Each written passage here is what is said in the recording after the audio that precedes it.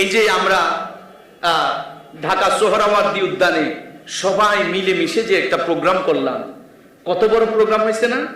কিন্তু আমরা যদি দল দল ভাগ করে করতাম, এটা কি আন্তর্জাতিক মিডিয়ায় যাইতো না। এবং আমেরিকায় মিডিয়াতে আসছে, ইসরায়েলের মিডিয়াতে পর্যন্ত এটা আসছে, এবং বিশ্বের মধ্যে আলোড়ন সৃষ্টি হয়ে গেছে।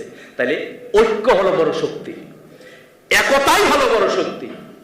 আজ আমরা শুধু অনৈক্য, শুধু আমি আপনার বদনাম, আপনি আমার বদনাম, আপনি আমার পিছে লাগেন, আমি আপনার পিছে লাগি, এইটাই শেষ। আমি যদি আপনারা ডাক দিই আইয়েন ফিলিস্তিনের বিরুদ্ধে মসজিদের সামনে কমু, তা আপনি কইবেন তুই আমি কি ইমরান জিহাদির লোক নাকি, আমি যাব না, আমি আমার লোক লইয়া যাব। আবার আপনি যদি ডাক দেন আমি ইমরান জিহাদি কমু কি, আমি কি ওনার দল করি নাকি, আমি ইমরান জিহাদি আরেক লোক, আমি যাব না তার দিকে।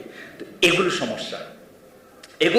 আমরা সবাই মিলেমিশে ঐক্যবদ্ধভাবে যদি যে কোনো কার্যক্রম করি, সেই কাজে আল্লাহর আসমান থেকে সাহায্য আসবে, ঠিক কিনা বলেন?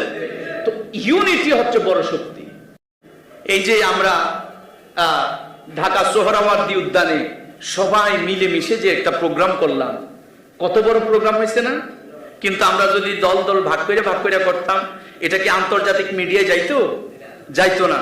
এবং আমেরিকায় মিডিয়াতে আসছে, ইসরায়েলের মিডিয়াতে পর্যন্ত এটা আসছে, এবং বিশ্বের মধ্যে আলোড়ন সৃষ্টি হয়ে গেছে।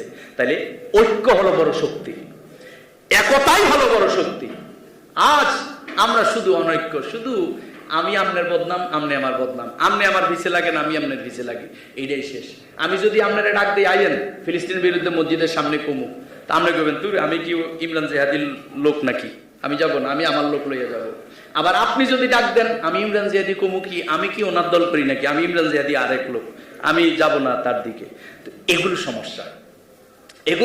আমরা সবাই মিলেমিশে ঐক্যবদ্ধভাবে যদি যে কোনো কার্যক্রম করি, সেই কাজে আল্লাহর আসমান থেকে সাহায্য আসবে, ঠিক কিনা বলেন? তো ইউনিটি হচ্ছে বড় শক্তি।